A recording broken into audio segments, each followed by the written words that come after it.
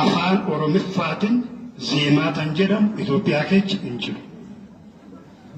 Asitti calqabsanii jirtu beekamtii hin arganne.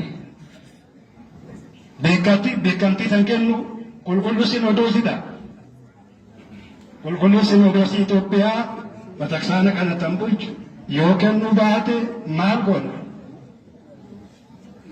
Yookaan beekamtii illee hin ta'in abbaa itti godhee jechaadha.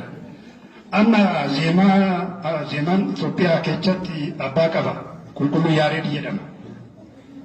Yaareed immoo namarraa odoo hin ta'in yookaan mandara keessatti walitti nama biraati walitti dhufeetoo haasa'ee farsofaa dhugaatii, arakee dhugaatii ifaan godha. Tani uume fide odoo hin ta'in hafuura qulqulluu warra argatee Qidduus Yaareed akkasii abbootiin keenya nu barsiisan akkasitti. Afaan Oromootiin nama afaan jedhamu kana eenyutu uumee eenyutu kompoos godhee eenyu fidee abbaasaa eenyu jennee yoo gaafanne deebisaa eenyu eessa jira jiru abbaan qabu.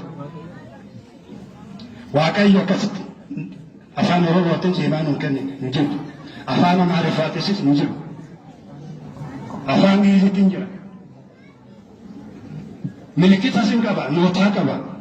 Kanaafuu caafaa bataksaanaa eeguun barbaachisaadha. Uummata kana guddisuun hin danda'ama.